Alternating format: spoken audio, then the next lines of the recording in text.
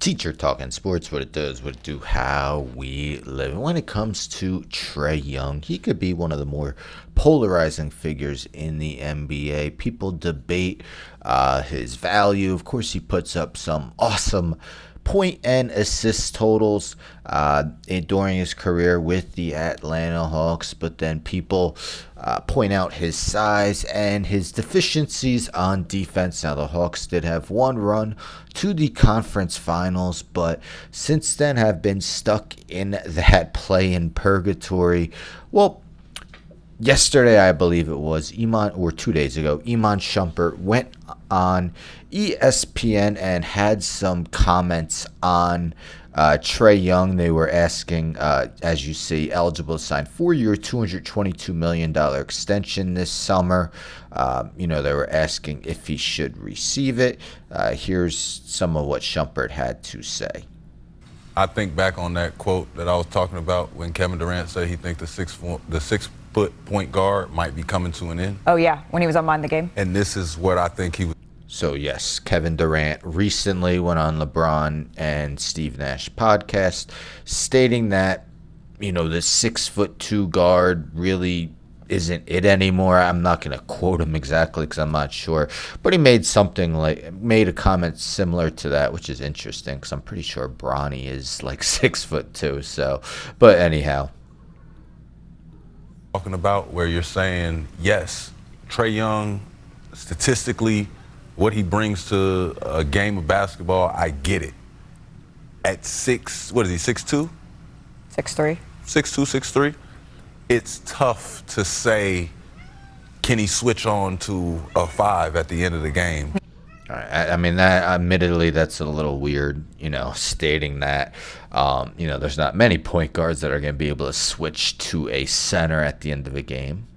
He guard a bigger guard. Can he, what are the other things that he can do besides score it? Can he make a 2 guard a scoring champion? I mean, he's clearly a good passer as well.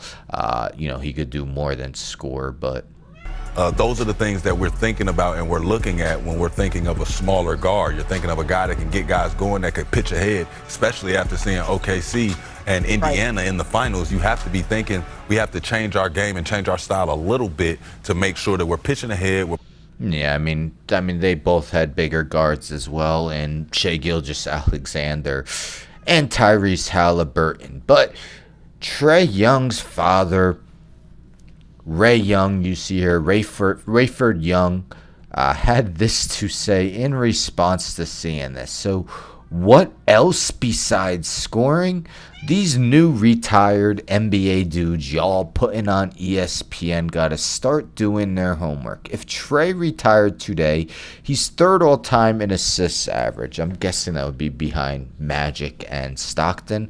Just led the league last year. What point guard switching to a 5 these days? Yeah, I'll admit that was kind of a strange thing to bring up. Now, it's definitely fair game to bring up Trae Young's defensive deficiencies, but there's better ways of doing it than asking if he could switch on to a 5. I mean, not every 5 is Nikola Jokic, but nonetheless, it's not something you see frequently. But as I mentioned, since that 2020-21 run where they reached the Eastern Conference Finals, we see records of 43-39, 41-41, 36-46, and 40-42. So all 4 years were a play-in tournament team. The first 2 years, while they did advance to the postseason, they got disposed of quickly in the opening round, and the past 2 years they haven't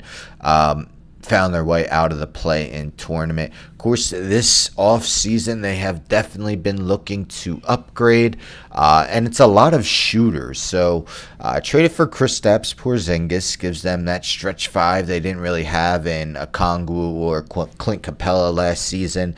Nickeil Alexander-Walker they signed, a solid 3-point shooter, also a very good defensive piece.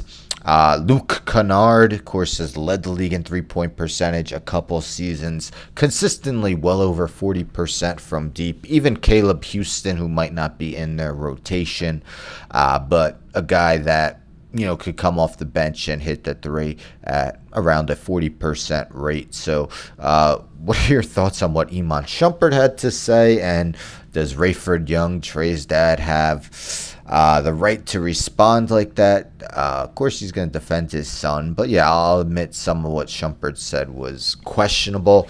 Although I am also on the fence as to whether the Hawks should give him that 4-year, $222 million extension. I mean, this is a very key season for Atlanta. As I mentioned, with their improvements, we'll be getting Jalen Johnson back. Risache in his second season. Dyson Daniels' second full season with the team. Interesting year for the Hawks. And again, seems like a down year for the East with Tatum out, Halliburton out, Lillard was going to be out. Bucks ended up releasing him and waiving him and stretching him. But yeah, big year for the Hawks, big year for Trae Young. Anyhow, don't forget to subscribe. Tell a friend, tell a friend, tell a friend to subscribe. Like the video, share the video, hit the bell for notifications. I'm out.